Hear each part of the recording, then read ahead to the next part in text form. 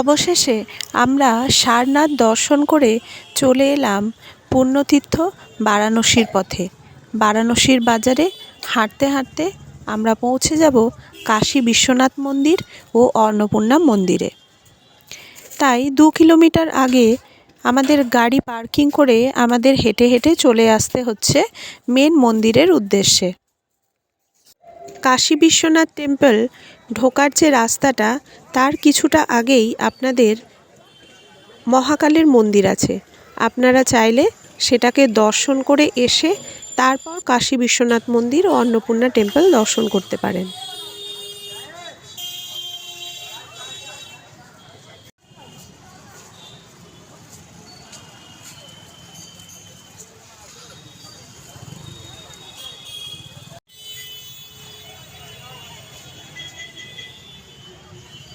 দূরে যেটা দেখা যাচ্ছে এটাই হচ্ছে মেন মন্দিরের যে মেন গেটটা।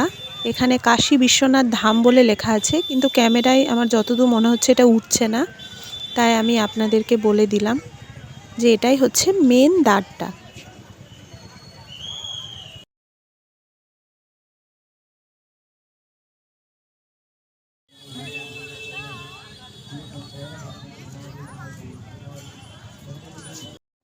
বারাণসীর অলিতে গলিতে অনেক মন্দির আছে যেগুলোতে খুব সুন্দরভাবে পুজো হয়, তো তারই মধ্যে এই একটা মন্দির আমরা সামনে দেখতে পেলাম।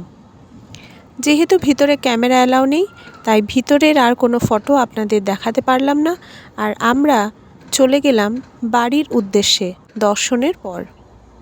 তো আপনাদেরকে রাস্তায় যেতে যেতে এখানে কতটা ঠান্ডা আর কতটা কুয়াশা সেটাও আপনাদের দেখিয়ে দেব।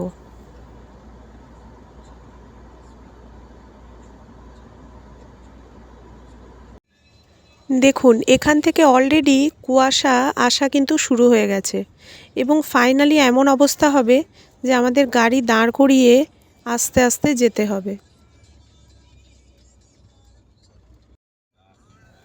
কিছুই 1 হাত দূরেও দেখা যাচ্ছে না। তো এই অবস্থায় আমরা ফিরে এলাম বারাণসী থেকে বাড়ি।